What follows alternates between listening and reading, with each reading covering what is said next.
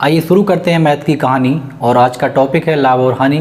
स्वागत है आपका आपके अपने यूट्यूब चैनल अपना मैथ में। आज की इस वीडियो में हम बात करेंगे फिर लाभ और हानि की। और लाभ और हानि पे हमने आज जो सवाल लिए हैं वो लिए हैं जब किसी वस्तु को बेचने पर कोई लाभ या हानि हो परसेंटेज में। अगर वो कहें कि हमने इतने कम में ख़रीदा गया होता या इतने ज़्यादा में ख़रीदा गया होता या इतने कम में बेचा गया होता या इतने ज़्यादा में बेचा गया होता, तब हमें इतने प्रतिशत की लाभ या हानि हो गई होती।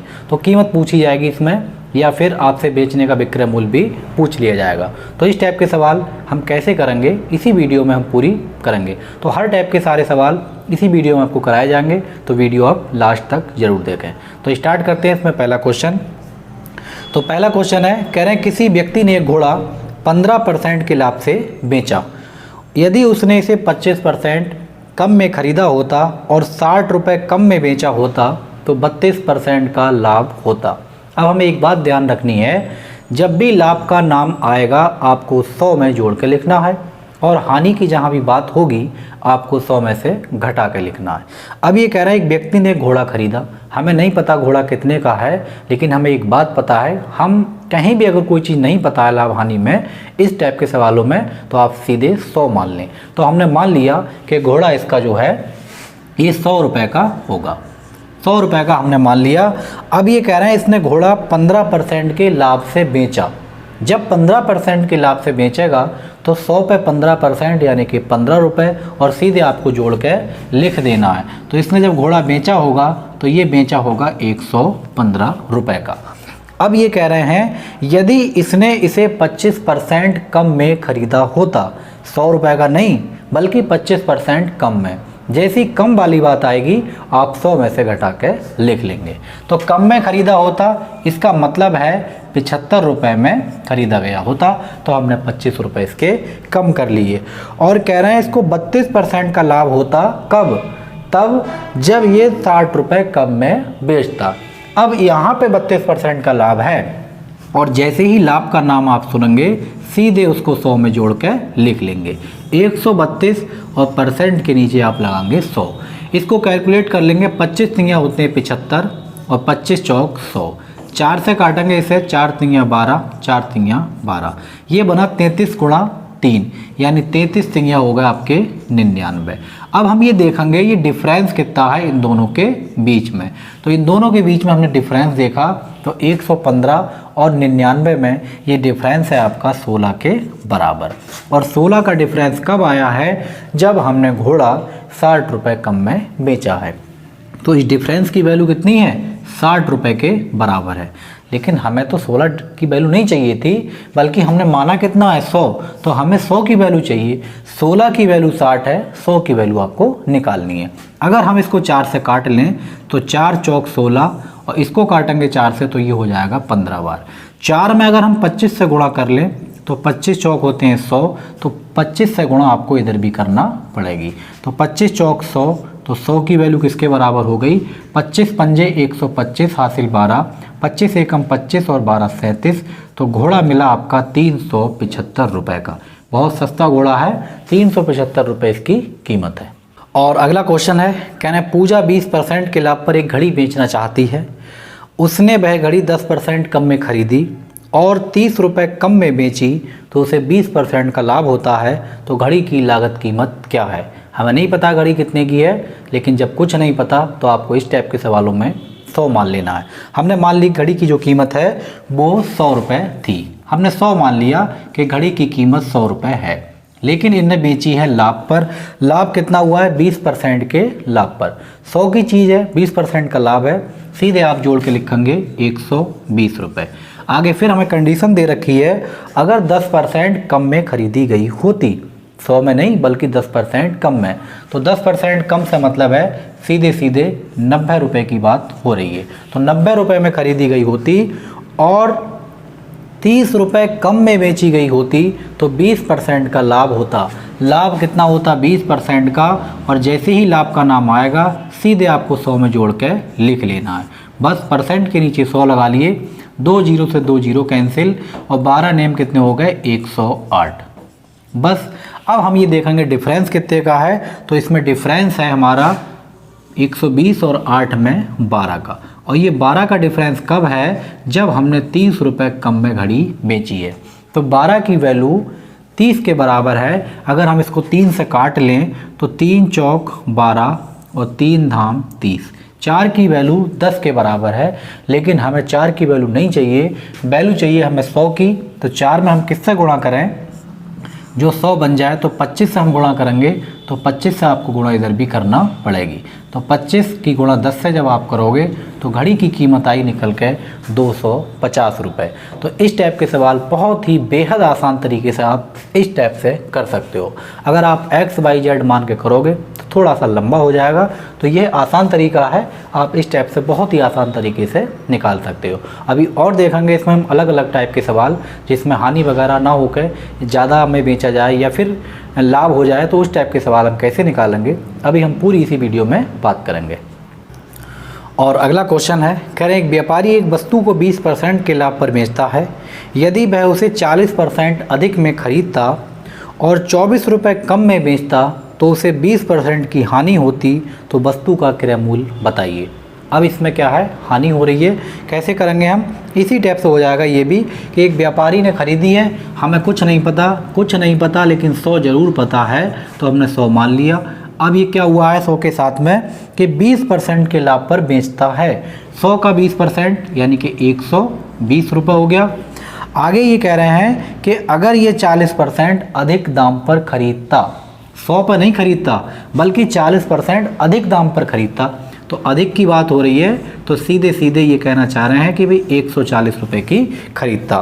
अब आगे ये कह रहे हैं यदि 40% ज़्यादा पे खरीदता और 24 रुपये कम पे बेचता, तो इसको जो है 20% की हानि हो जाती। अगर ये 24 रुपये कम में बेचता तो 20% की हानि होती, और जैसी हानि की बात आएगी सीधे आपको 100 में घटा के लिखना है। तो 100 में 20 घटाए, ये बचे आपके 80, और 2 जीरो से ये 2 जीरो ख़त्म, और 14 अट्ठे होते हैं 112। बस हो गया काम। अब हम देख लेंगे डिफरेंस कितने का है। तो 20 और 12 में डिफरेंस है 8 का, और 8 की वैल्यू किसके बराबर है, ये 24 रुपये के बराबर है। हमें 8 की वैल्यू नहीं चाहिए बल्कि चाहिए 100 की। तो 1 की वैल्यू कितनी आ जाएगी 3, 8 एकम 8 और 8 तियाँ 24। हमें चाहिए 100 की वैल्यू, तो अगर हम इधर चुपके से 2 जीरो लगा लें तो 2 जीरो आपको इधर भी लगाने पड़ेंगे। तो ये हुई इस वस्तु की कीमत। तो इसका सही आंसर हुआ हमारा 300 रुपये। और अगला क्वेश्चन है, कह रहे हैं एक विक्रेता ने एक साइकिल 10% के लाभ पर बेची। यदि वह साइकिल को 10% कम पर खरीदता और 60 रुपये अधिक में बेचता तो 25% का लाभ होता। अब हमें नहीं पता है, सीधे हमने 100 मान लिया यहाँ पे कि 100 रुपये की साइकिल थी, 10% के लाभ पर बेचा, इसका मतलब 110। अभी कह रहे हैं 10% कम में ख़रीदा गया होता तो ये 90 हो जाएंगे, और 10% कम में ख़रीदा होता और 60 रुपये अगर अधिक में बेचा होता इन्होंने तो 25% का लाभ होता। तो पहले लाभ हो रहा है 25% का, सीधे आपको जोड़ के लिख लेना है, और जैसे ही आप जोड़ के लिखेंगे ये काट पीट कर लेंगे, सीधा आपका आ जाएगा 112 रुपये 50 पैसे। ये काट लेंगे, जीरो से जीरो कट जाएगा, 5 दूनी 10 और 5 पंजे 25, 25 नेमा 225, और 225 का आप आधा कर लेंगे तो 112.5 आ जाएगा। अब हम देखेंगे डिफरेंस कितना है। तो डिफरेंस हमने देखा इसमें 2.5 रुपये का है, और किसके बराबर है, ये 60 रुपये के बराबर है। अगर हम यहाँ से पॉइंट हटा लें तो आपको इधर एक जीरो लगाना पड़ेगा। अब ये 25 की वैल्यू 600 है, हमें 25 की वैल्यू नहीं चाहिए बल्कि हमें जो वैल्यू चाहिए वो चाहिए 100 की। तो 25 में अगर हम 4 से गुणा कर लें तो 100 बन जाएगा, तो 4 से गुणा आपको इधर भी करना पड़ेगी। तो 6 की गुणा 4 से करेंगे तो ये बना 2400 रुपये। तो जो कीमत है वो 2400 रुपये है। और अगला क्वेश्चन है, कह रहे एक वस्तु 12% के लाभ पर बेची गई। यदि उसका लागत मूल्य 10% कम होता और उसे 5 रुपये 75 पैसे अधिक में बेचा जाता तो लाभ 30% हो जाता। तो उसको 20% पर लाभ पाने के लिए हमें कितने रुपए में बेचना होगा। अब इसमें कीमत नहीं पूछी गई है बल्कि ये पूछा है अगर हम उसी वस्तु को 20% अधिक में बेचें तब हमें कितने रुपए मिलेंगे या उसका विक्रय मूल्य क्या होगा। तो सबसे पहला काम आपका ये है कि हम ये देख लें कि वस्तु जो है हमारी वो कितने रुपए की है। बस हमने मान लिया पहले 100 रुपये थी तो 100 रुपये आगे हुआ है इसको 12% का लाभ तो ये हो जाएगा आपका 112। और आगे ये कह रहे हैं अगर इसको हम 10% कम में ख़रीदे होते 10% कम का मतलब है 90 रुपये में ख़रीदा गया होता और 5 रुपये, तो 10% कम में ख़रीदा गया होता, 90 रुपये में ख़रीदा गया होता। अब आगे ये कह रहे हैं अगर 5 रुपये 75 पैसे अधिक में इसको बेचते तो इसको जो है 30% का फ़ायदा हो जाता। 30% का फ़ायदे का मतलब है 130, वो हमने यहाँ तक निकाल लिया। अब इसको काट लेंगे, ये काटा, 13 नेमा होते हैं 117। अब हमने देखा कि डिफरेंस कितना है इसमें, तो 112 में डिफरेंस है हमारा 5 का, और ये 5 का डिफरेंस कब है, 5 का डिफरेंस हमें दे रखा है 5 रुपये 75 पैसे में, तो 5 रुपये 75 पैसे बस हो गया। अब हमें क्या चाहिए, हमें चाहिए वस्तु की कीमत नहीं चाहिए, बल्कि हमें ये चाहिए कि हम 20% में जब बेचें तो हमें विक्रय मूल्य कितना मिलेगा। जब 20% का लाभ चाहिए तब हमें विक्रय मूल्य कितना मिलेगा। जब लाभ चाहिए तो आपको 100 में जोड़ कर लिखना है, यानी कि आपको 120% की वैल्यू चाहिए, क्योंकि 20% का लाभ होना चाहिए। हमें चाहिए 120, और यहाँ हमें पता है 5 की वैल्यू है 5 रुपये 75 पैसे, हमें चाहिए 120। अगर हम 5 में 24 से गुणा कर लें तो ये बन जाएगा आपका 120, और अगर हम इसमें भी 24 से गुणा कर लें तो ये भी बन जाएगा आपका 1।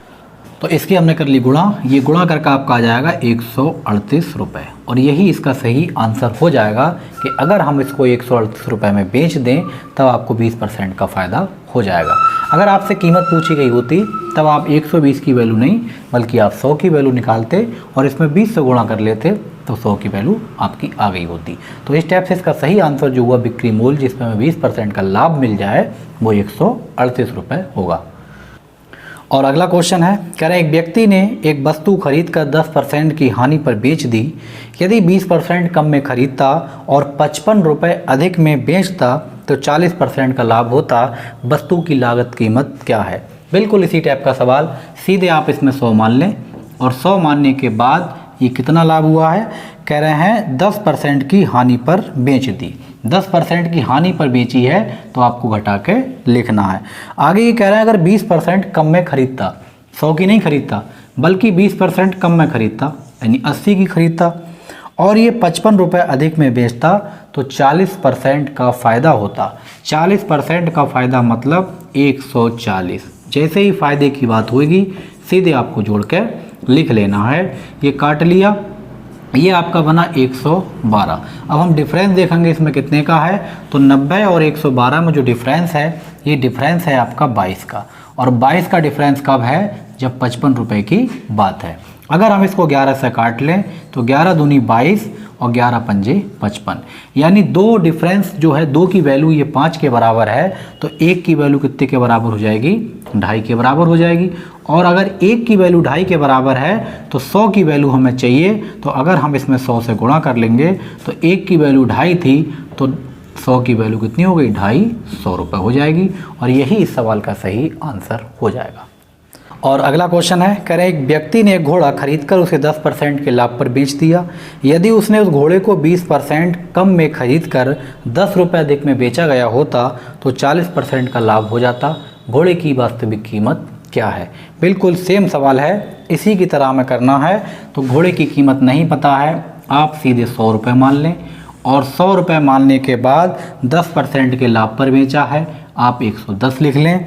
आगे ये कह रहा है अगर 20% कम में खरीदता, 20% कम में खरीदता तो 80 में ये खरीदता, और अगर इसको 10 रुपये अधिक में बेचता तो 40% का लाभ होता, और 40% का लाभ मतलब 140। इसको हम डिवाइड कर लेंगे 100 से, क्योंकि परसेंटेज के 100, ये बना आपका 112। इन दोनों का डिफरेंस किसके बराबर है, तो डिफरेंस है ये हमारा 10 रुपये के बराबर।